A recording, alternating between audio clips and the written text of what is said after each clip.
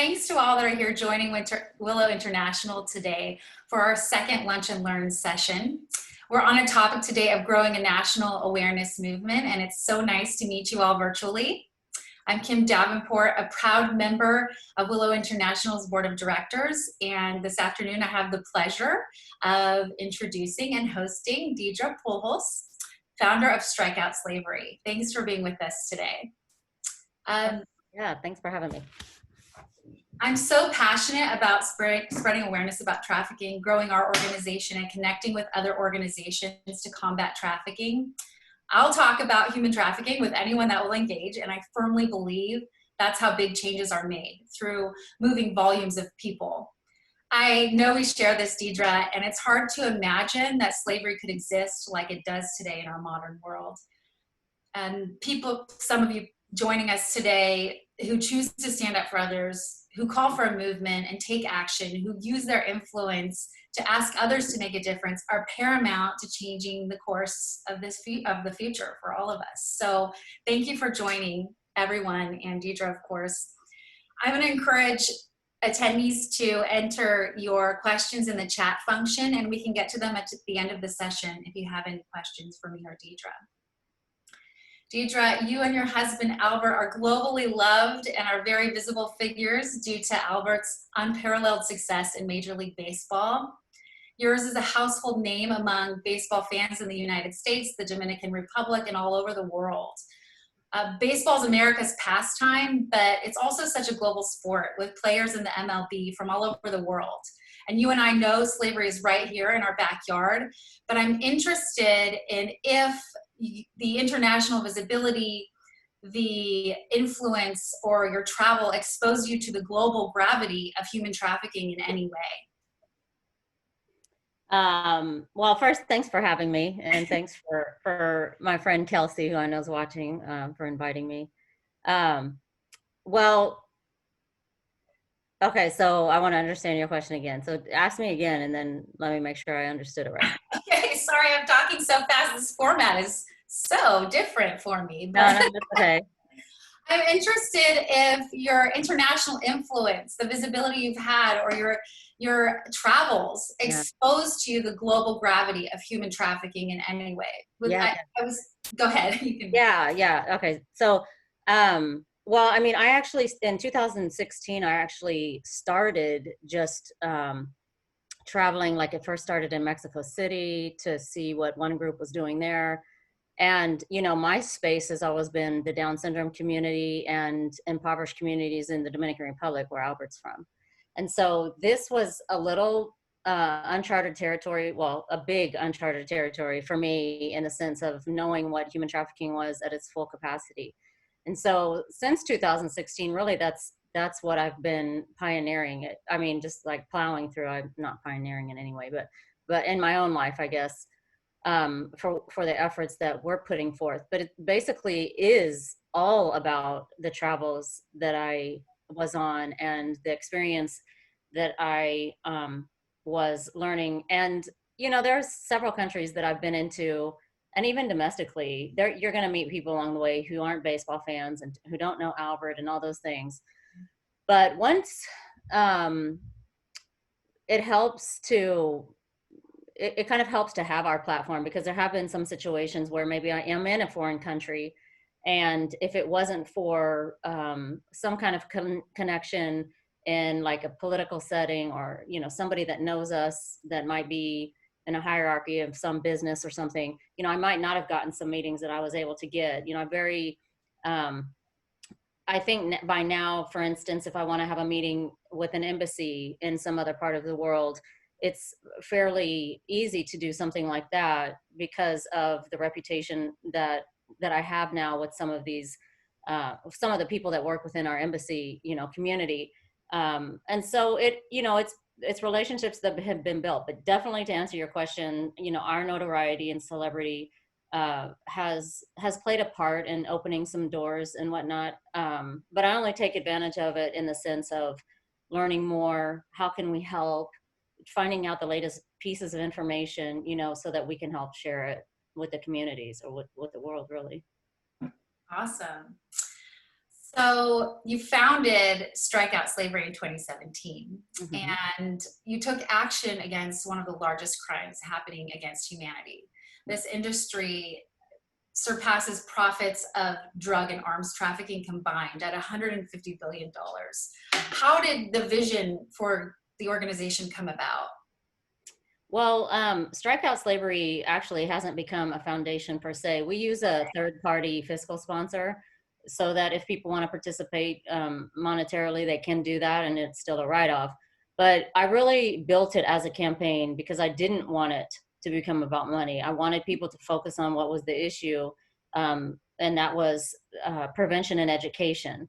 And, you know, it's interesting to hear people come up with different ways of how they interpret what strikeout slavery has become. Like you say, you know, that I take on this big empire, this giant of an evil, but really it's funny.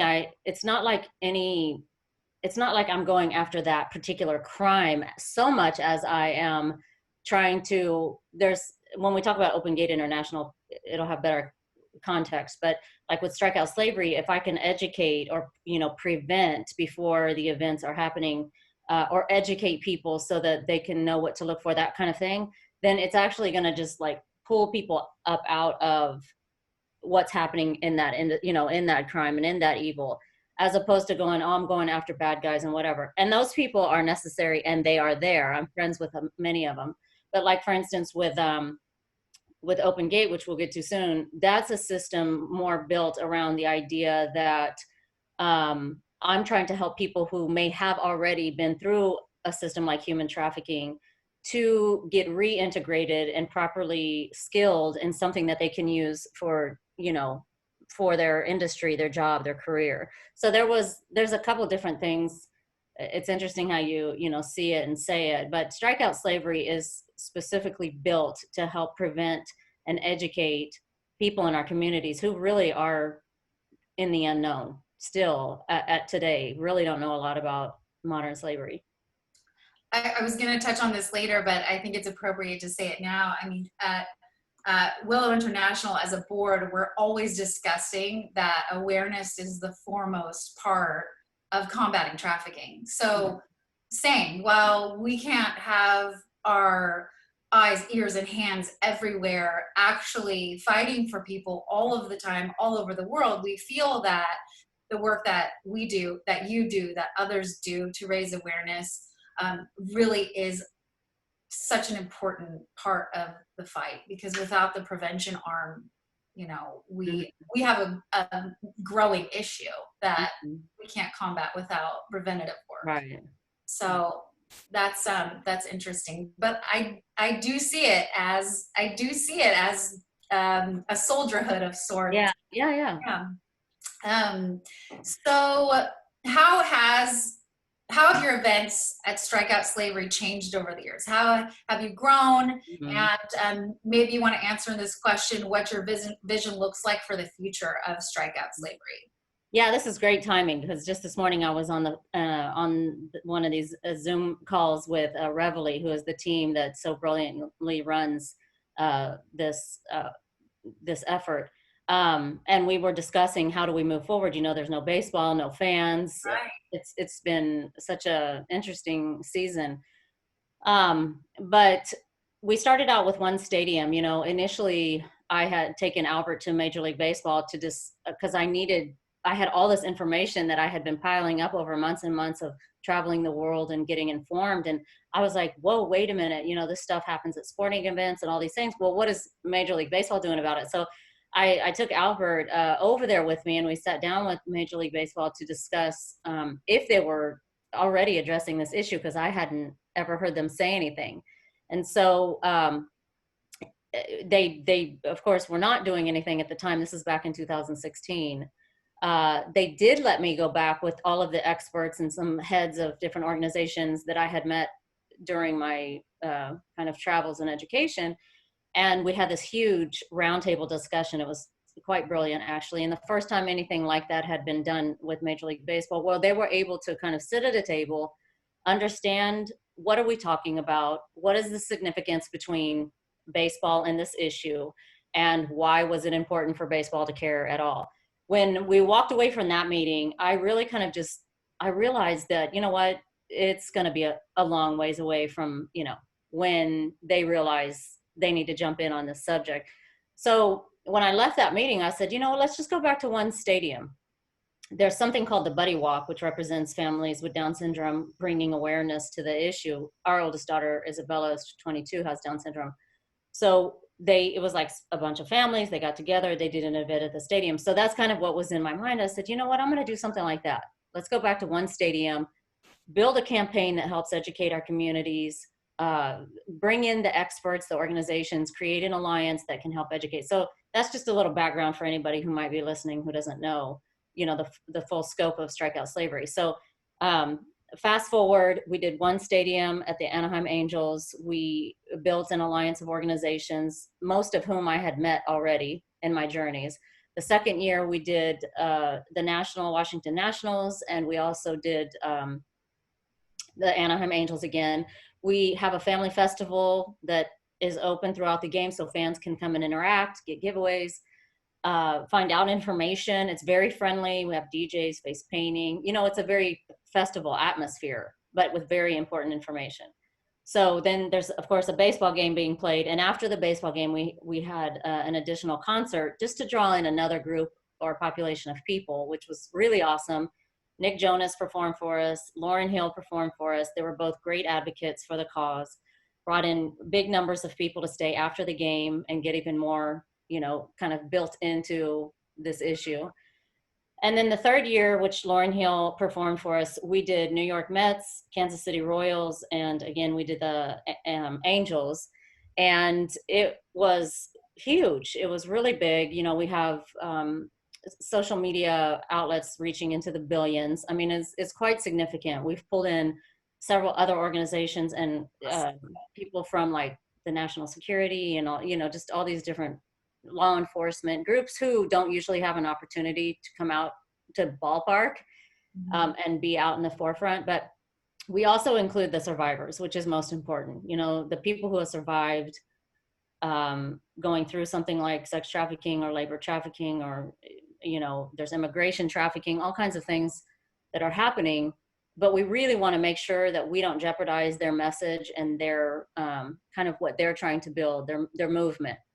And so that was it is an important part to making sure that we are sharing the right kind of information to keep people safe. So sorry that I went a long ways, but that's packing like 4 years into this, you know, short time. So that's awesome. You answered a lot of questions. I'm going to jump ahead on my list, but that's wonderful. I mean, what a platform to use to reach masses of people. It's awesome. I touched on already how beloved your husband Albert is for his achievements and talent in baseball, but I want to talk about yours. I started following you on Instagram, and it's within minutes you can tell how important your faith is to you and nourishing your family and friends. I need to make those Pop-Tarts you were making the other day, but oh my God. I want to know some things about your family. How many children do you have, and what brings your family the most joy? My Pop-Tarts bring my family joy. I'm telling you, they're like, it's a huge deal here now. I think, you know, Albert has been in baseball since we met. You know, we were just kids. So we have an interesting dynamic, most of whom can't understand it unless you've really been through like maybe a military family or, you know, something where your spouse is gone, coming and going. And so I've really had to hold the fort down. I'm the more militant one in the family, by the way, because I've had to hold this fort down while dad comes and goes, you know, and there's just a whole nother kind of living, if you will, with our family. But I really do truly treasure our times together as a family when we're all together, just enjoying one another. It's interesting sometimes when I go to bed at night and we're all under one roof, I'm like, oh my God, wait, I'm like counting in my head, wait, everybody's here, you know? So this time during the season that we're in now with the issue of health and everything has been interesting. You know, it's completely shut off my travels, which I travel around the world all year long, but there's been such a grace about it. You know, I really am trying to stop and appreciate moments that I don't typically stop and appreciate, like just being here and present with my family. You know, there's a difference between being at home and being present at home. And so these are some of the things that I appreciate most. But cooking, I literally just whipped up a batch of cookies, decorated them, and sent them out in beautiful little boxes within a 12-hour period this morning. So, you know, I am just always going. I'm always busy. I'll just say that. That's awesome. I have another question about your kids and your family, just to lead us into how we talk about trafficking or educate young adults and our youth, kids, young kids. How do we teach them about trafficking? How do you teach yours? How do we make them part of this awareness movement? Also protecting them, like you mentioned earlier, from being vulnerable to trafficking. But how do we engage them to know what's going on? Tell us a little bit about how you do that. That's such a good question, and it's so incredibly important. And you know, even I haven't mastered it. I will say, like I do my best. I'm not like a tech person. I have this computer and iPhone that know way more about anything than I know about anything. But you know, you do truly have to be careful with kids. I think probably the most principal thing to be teaching our kids now about the dangers of it is what is happening on their electronic devices. Anytime that they have access to another person through video games, which is a huge deal. Lots of stories coming out of trafficking scenarios where kids are lured in by meeting strangers. You know, if kids are left home alone, often you have no idea who they're chatting with or talking to. And parents who are, you know, anywhere in my generation are familiar with Atari and Nintendo. You don't talk to anybody on those, you know, like, so as games have become more intelligent and our electronics are really intelligent, there's access at all levels, including pornography and different things. So I think you don't want to wait. You have to use discernment as a parent, I think, to decide what age is appropriate. But I promise you, these little kids, my 7-year-old or whatever, they're coming home and they're saying stuff. You got to listen to what they're saying. And it clues me into like, okay, if she's understanding what little Billy at school's saying, then she's going to understand what I need to tell her as well, which is like, what are you looking at? And if it's a good and bad picture, what are you saying? Who's talking to you? I'm really strict about settings on their electronics. So this is probably the most principal weapon against us right now as parents and as kids is the electronic world, and making sure that you know what is happening with your kids on the electronics. The other thing is, you know, just in public settings, you want to know as a parent how to educate your kids about when they go to the mall or when they go to the movies and when they're in different spaces, you know, because traffickers or you know, now it's coming in boyfriend styles where, you know, girls are meeting boys at the mall and they smother them for a month, how much they love them. And then the next thing you know, they ask the young lady to do favors for them, and that's ends up being prostitution. And so this is real stuff. I mean, I've met the people who have been victims to these things. I've met the, you know, I've heard the stories from even perpetrators. And so I think getting educated is so important so that you know how to protect your family. And it's not hard to have these conversations with your kids, because I promise you, if it's not us speaking with them, it will be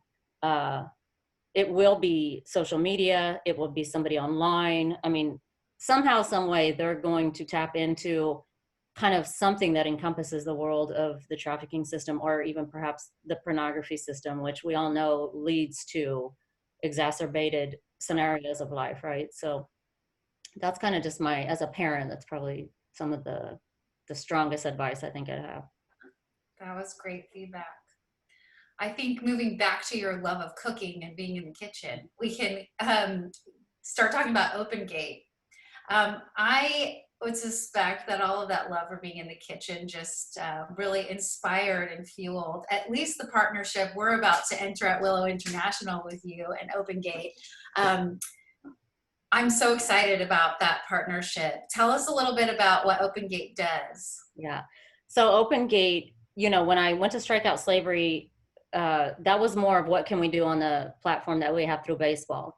But there was also a piece of me that felt like, what can we do for the people who, to walk alongside other organizations that have been fighting so hard? Because one of the gaps I saw along my journeys was the reintegration gap. How do you take somebody who's been through like, for instance, even at Willow that I've been to, you know, in Africa, how do you take all those women and bring them into a thriving and successful life and prosperity outside of their trauma and experience? So I'm not using Willow as my example because I discovered this long before I even met Willow, but a lot of organizations struggle in this department. How do we get these people back, you know, not just making earrings or this or that? What if there's another profession that they would really have a passion about? So culinary arts obviously is my passion, and I love entrepreneurial, you know, business. I love all of that. And so I decided to kind of combine the two. Let's create a culinary school that we can take a vulnerable population of people that just need some real legit training and put them, you know, help them find jobs. So this launched in 2017 as well, in January, and it's grown and, you know, modified just depending. But what was so interesting is we thought we were creating it specifically for human trafficking victims, but when we started to build relationships in the community, we just realized, you know, the homeless population needs help, the people coming out of incarceration need help reintegrating. You have foster youth who are aging out, who have no college opportunities or you know, whatnot. And then you have veterans who are struggling, domestic violence victims, human trafficking. There was just this whole, we saw all these organizations like, hey, what about, you know, like, could you help us? Could you help? I have this person, that person. So Judy Lamborn, who's the executive director and one of my dearest friends, her and I really kind of did this journey together since 2016, but she's the executive director and runs Open Gates life skills program, as well as kind of overall seeing the whole operation. But that's how we started, and it was about 3 years. I knew all along that I wanted to create a sustainable piece to help feed into the opportunity to bring students in at no cost to them and receive our, you know, our culinary training. We have Chef Cynthia, who was the executive chef teaching that. And so that also has grown. Our headquarters is here in Orange County. We have several operations, culinary operations happening in Moldova, Chisinau, Moldova, and some of the communities surrounding, which is in Eastern Europe. We partner with Vision Rescue in Mumbai, India, and they have a beautiful program being run there. And as well as Cambodia with AIM, Agape International.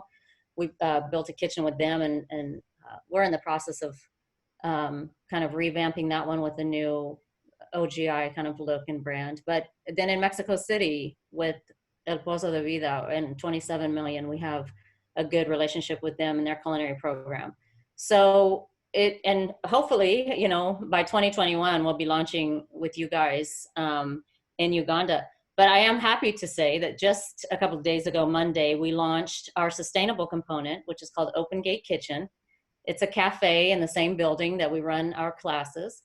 And we have an incredible menu, and it's open to the public. Of course, Awesome. of course, these days nobody can go sit down in there yet, but they can still order food and take it away and that kind of thing. So all of the business, it goes right back into programming. I mean, it's the organization's funding. So it's really a successful component. We're hoping that all of the international projects will also, you know, they're all actually building sustainable businesses now to launch within their own countries, to empower their own people, to create economics in their own, you know, within their own communities, which is really important to me. I don't want to just hand out money or write checks, right? I try to encourage my international just colleagues and teams and people that we help that, you know, if we just keep writing checks, then you're at the mercy of those checks. If they ever stopped, then you have nothing. So there's so much more empowerment when you can get the international community functioning properly in their economics, in their social networks and their spiritual networks. You got to empower them so that, one day they've got their own kind of empire that they've built, and they can just keep helping people. So it has been amazing. It's been a blast. I love watching everything that's happening. I love that we really kind of open the gates, if you will, to people. We want people to come in and see what's going on. We want them to be. I want people to understand that you can't just look at numbers as a whole. When you talk about human trafficking, you talk about 45 million people who are enslaved and these kind of things, and those kind of numbers are overwhelming. They're good. They help us shift and shape legislation and laws and all those things. But I really feel like I'm a one person minded, one lost sheep kind of person. I really have to see the significance of why it's valuable that I help this one person. When you start breaking that down, what that person looks like to our economic system, to our social systems, to our spiritual systems, to our health systems, it's quite significant how powerful one person. I mean, think about the coronavirus. It started with one person and hundreds of thousands of people around the world like that, right? Well, we can do that in the same way, but for the good, if we, put our passions and our power to this one person. You don't know how one person can really change the world. So anyway, that's my little sermon, but I get excited. I'm super passionate about what's happening at Open Gate, and I'm so excited to try to launch in Uganda with you guys. Why did you choose Uganda and Willow? I know, I can tell already our values are so aligned at Willow International and with Open Gate, but why specifically Uganda? Can you tell us a little bit about that? Well, I met Kelsey a couple years ago at a baseball game, but I think she already had maybe met Judy, but either way, the human trafficking community at some point all meets each other. And so I met Kelsey. She was precious. I had not been to Africa yet to see any organizations or, see trafficking there. And so it just worked out, timing and all of those things. And so we went and got to see what they were doing. I brought Chef Cynthia and I brought Chef Matthew, who's a really amazing French baker, has his own business.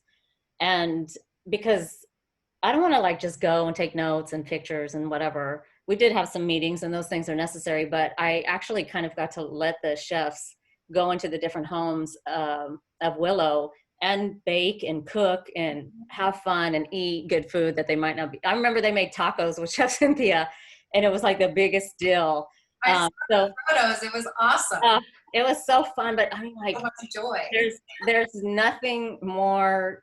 It so fills my heart to watch people have an experience that they never might have had before if we were not able to bring them that experience, or that particular chef who's gifted in different things. And so that was such a cool trip. And, if all the pieces come together as far as, what's needed to build an OGI program, which you guys have an incredible staff there, then it's going to be a no-brainer for sure to get us launched over there with you. That's awesome. Thank you for sharing. Yeah. So that wraps up my portion of the questions. I talked already a little bit about how we're all soldiers against trafficking. And I think you touched on so many points today that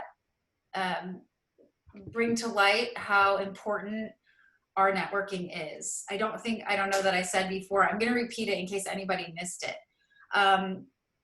When you're raising awareness or combating trafficking, you need to be better networked than the traffickers. Human trafficking requires an enormous amount of networking to traffic one individual. So if we as organizations or advocates for others can network well together, we can make all that much more difference. And I want to empower everyone listening to let you know that just by being here and participating today, you're making a difference. You're learning, you're listening, you're getting deeper into the issues with us. And I really, really appreciate that because it does make a huge difference. And Deidre, your work is fascinating. I can't wait to keep learning more. I really appreciate you taking time. I know everyone on this call has children at home and is managing a lot. Mhm. My kids are looking at me from the window on the other side of the glass here, about to tap on it. But, you know, we're just getting it done still in our own way from our own living room. So wherever you are, wherever you're listening in on, looking at from, wherever you're looking at your screen from, or wherever you're listening in on from, that's the place you can start making a difference. And I really appreciate you doing so today. So I have one final question before I open up this chat box. I want to know, Deidre, what gives you hope right now? Christ. I mean, really, it's Christ, you know. Um, I was thinking as you were talking, you know, I think one of the most important things that we can do to help both from the criminal perspective and from the victim perspective is we have to think about love. That's going to start with kids. Um, what I feel like is we often focus on just the victim perspective and the crime perspective of human trafficking. But one of the first lessons I learned when I started traveling was I really heard the Lord tell me, for every time you judge something you see, you're going to miss out on a blessing. And I have held that with me carefully from every aspect of my life, because what that meant to me was you're going to meet the perpetrators and the people who committed crimes, the people who sold other people. You're going to meet these people. And if you judge them, you can't look at them like I do. And, you know, and I know God's love doesn't change, right? So it's really helped me know how carefully to be looking at people with the eye of, like, the lens of the Lord, which is should look like love.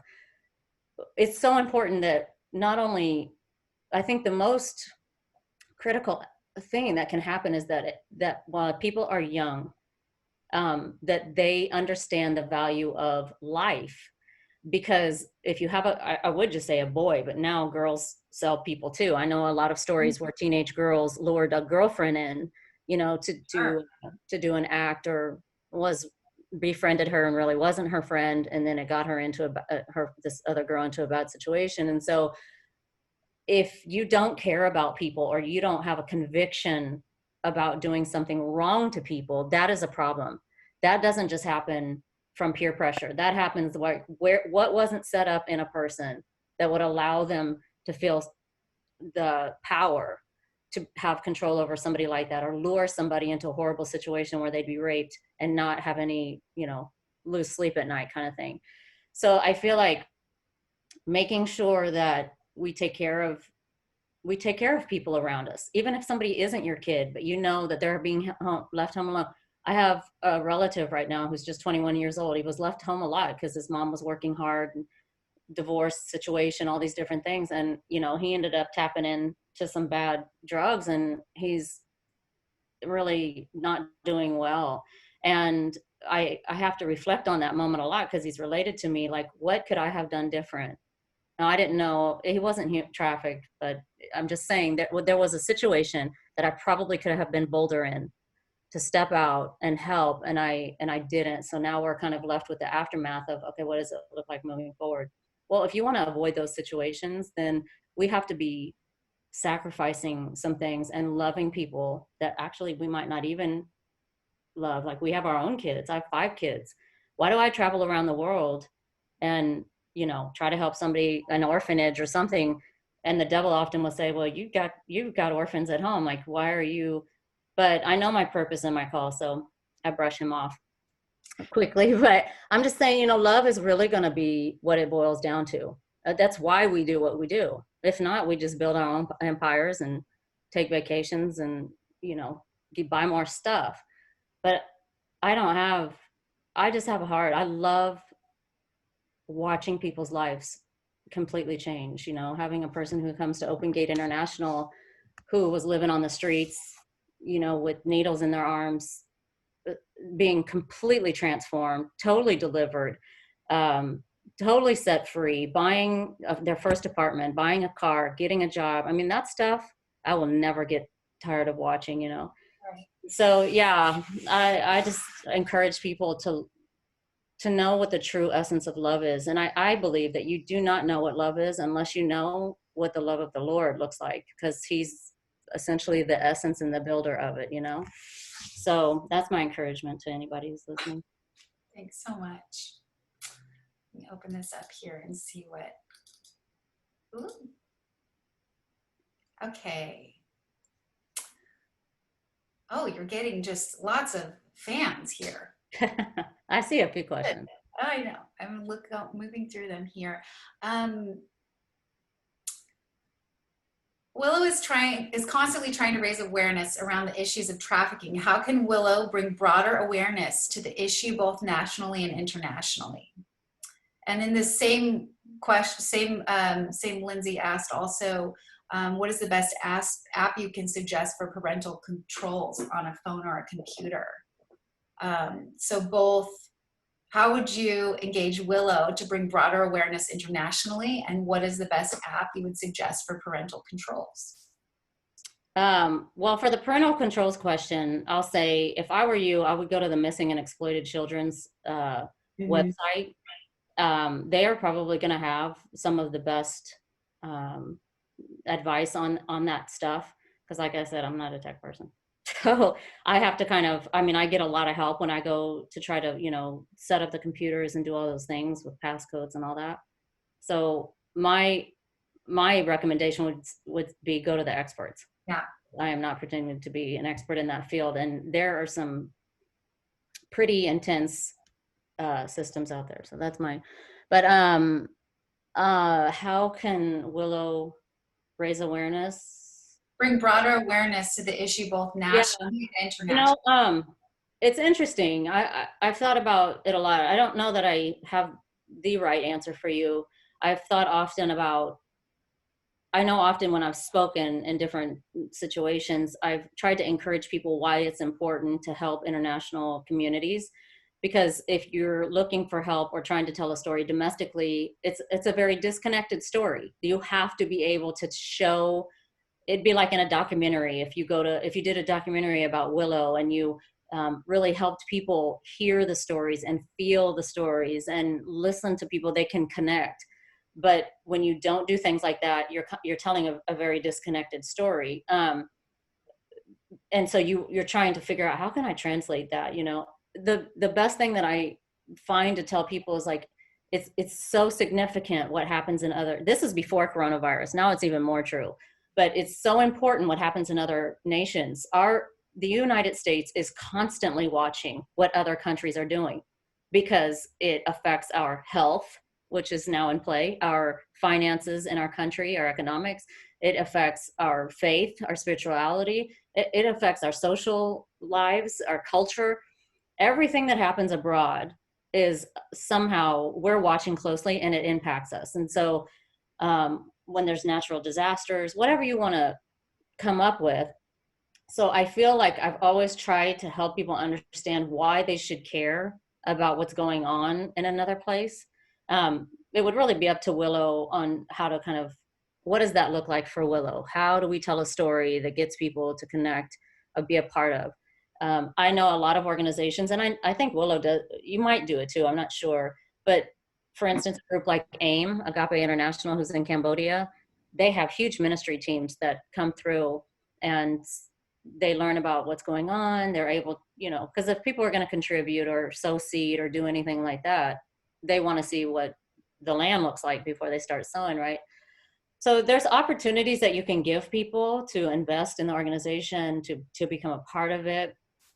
But yeah, I don't know that I have like just the right answer for that, other than you have to be creative in the way you connect people to what is happening.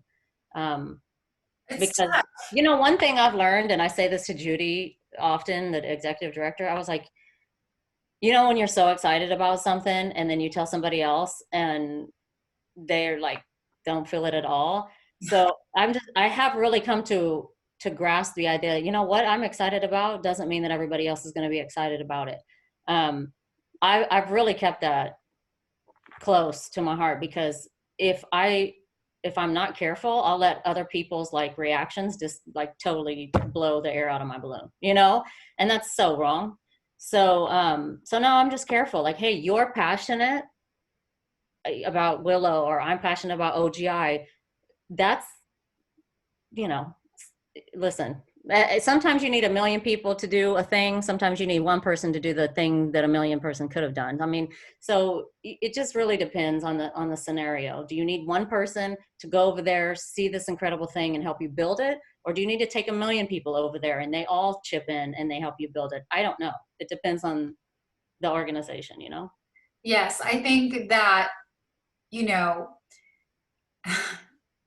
the reason I talk about human trafficking with so many people or anyone that will engage, like I said earlier, is just because I really want people to know what's going on in the world. And you're right, sometimes people don't care, and sometimes people really care. I've had experiences on polar opposites of the spectrum, but as long as we can all be passionate about something, if you find passion in something, again, approaching the world with love, a lack of judgment, looking at people and thinking that you might be able to offer them something, a smile, a kind word that they haven't received in a long time. Mm-hmm. That makes all the difference in the world. So I'm kind of in that same mode of thought about raising awareness. Keeping people informed is so important, and also appreciating what other people are passionate about.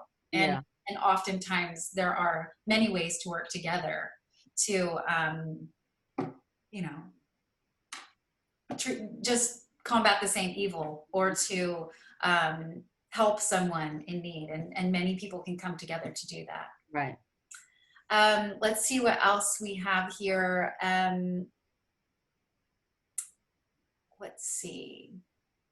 Oh, you touched on this a bit, but can you share a little bit more about why employment is such an important aspect of survivor recovery? Yeah. Well, it's really interesting. So there's like 27 different types of trafficking, I heard, and I don't even know them all. I've been exposed to several kinds of trafficking, and I can only speak to what I know. But the sex trafficking community going through our program, this is only from my experience, doesn't mean it's the same for everybody, but depending on where they are in their trauma recovery, they're the hardest group of or population of people to actually make it through a whole class of a whole session of Wow. Open Gate International.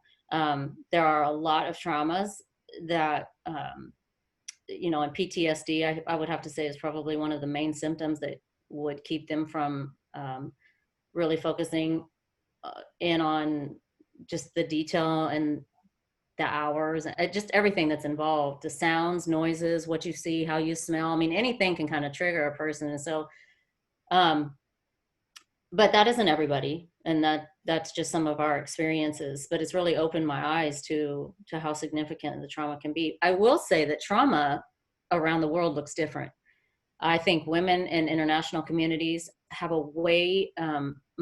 have a higher resilience more quickly to come back, as like they need to survive. You know, their family's going to not have food if, you know, this young girl who maybe had a horrible trauma situation, doesn't mean she's not traumatized, but there's something that really, like, she has ways to put up walls that allow her to, you know, go out and like, hey, if I gotta dust this off, because if I don't go out and get a job or do something, my family's going to starve, kind of thing. I just noticed this is my own perspective. So, you know, that is not like some thing I read. I'm just saying what I've experienced myself is that there's a significant difference in the resilience of somebody who has been trafficked in a different way, if it's labor or sex trafficking, coming back and being trainable and put back into, you know, workforce. International communities seem stronger, but I have met so many domestic survivors here in the States that are powerful, that are leading, that are strong in whatever profession they've chosen. So I'm not saying it's everybody. I'm just saying that's some of the experience I've had. But going back to kind of what I think you're trying to get at, it's really important, not only for you and I to understand the significance of putting somebody back into our economic system. It's important that that survivor understands the importance of her being in our economic system as well. So what that means is, you know, when you have trained somebody and you put them into the economic system, now they're getting a paycheck. They're being taxed. That's going into our, communities. They're going to the doctors now. They're buying groceries. They're getting health care. There's different capacities that we all participate in as a community member, to function. And what that ends up looking like at the end of the day is this big economic system, and we're all important to that system.